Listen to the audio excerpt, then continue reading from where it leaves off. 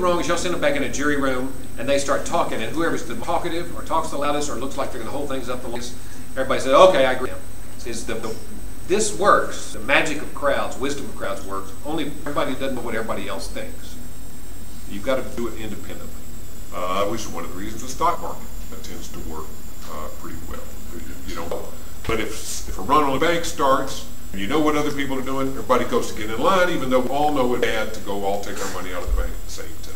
We all go do it because everybody else is doing it. You don't want to be the last one holding back. So which one should we have? Should we have appointed judges? Should we have elected judges? Is it better to, you know, should the jury decide whether something's unconstitutional or not, or should we have these non-elected people like DC do?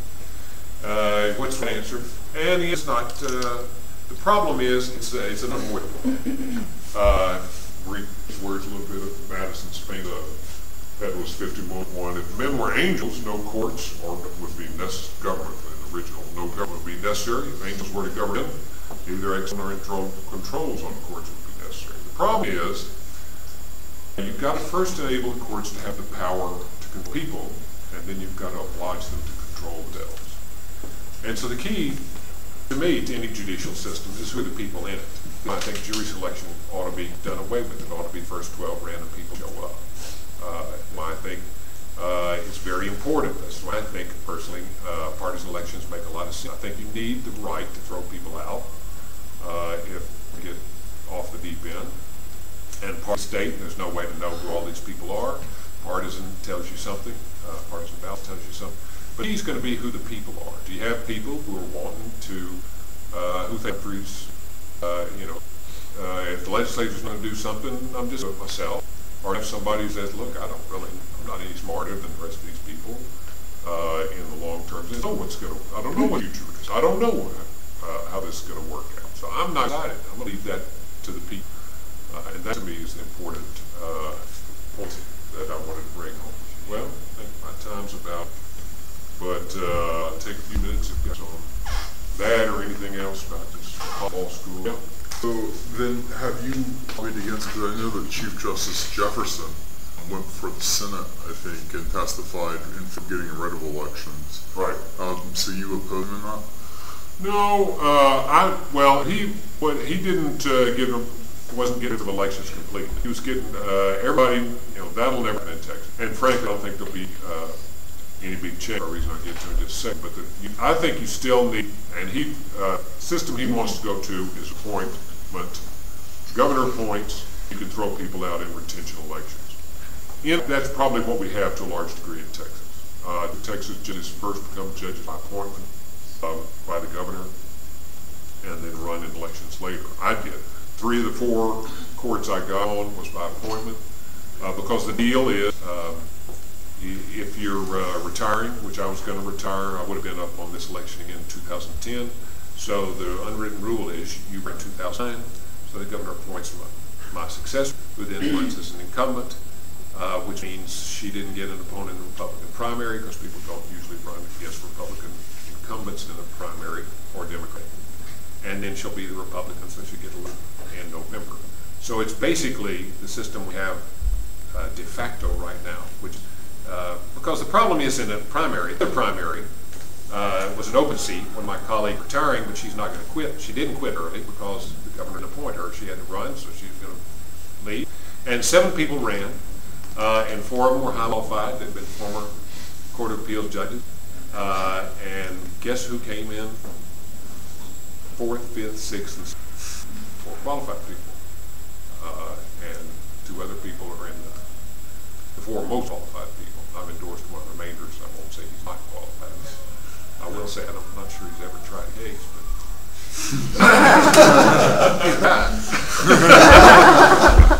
yeah. Can you talk a little bit about the constitutionality of the recent health care bill? Yeah. Well, I don't know. And a year ago, they're not going to declare that unconstitutional. It's too big. But then, lo and behold, they declared McCain-Feingold unconstitutional. Who would have thought they'd have done that? And that's the one about, corporations can't spend money on elections. Well, a corporation's a person for 100 reasons in the law. And if there's any right that stands above all the other rights in America, in legal lore and in popular culture, it's the amendment. That's bigger free exercise of religion to most Americans, freedom of speech. And so, so they did it. They bit the bullet. So it's quite possible they could declare parts of it. They won't. They'll do like they did on. If they do that, I'm not saying they will, but if they do, like McCain-Feingold, they won't declare the whole thing. They'll declare this part and that part. But of course, the American people, get like people in general, will get used to almost anything. Everybody, I love to see these tea parties where all these, people, we don't want socialized medicine. You look at the crowd, you say, 3 of those people are on Medicare. They don't want socialized. They don't have social development for 30 years. Ridiculous. Yeah. In the case that ruled the state's financing system unconstitutional, you were one of the people that. I was the only dissenter. Yeah. Was that because you thought it was like the system in place wasn't, or was there a different reason for that? No, it was because the state, all the state constitution says is legislature will make suitable provision for an efficient system of free public schools. That's it. So, plaintiff school districts always say it's got to be suitable provision means you've got to give us a lot of money. That's what all the public school people want.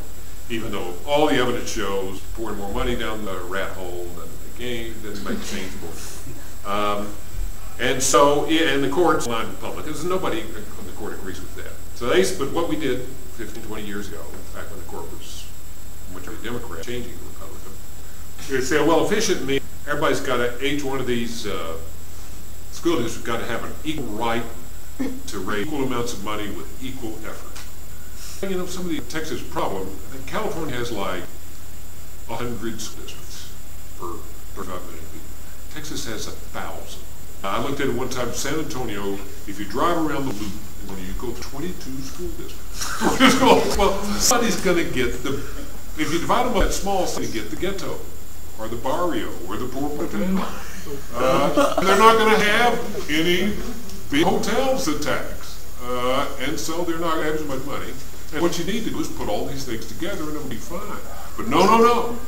Of course. Everybody wants to, when you talk about combining school districts, everybody said, I'll lose my alma mater. The Mustangs won't be there anymore. We're going to cheer on and go to homecoming.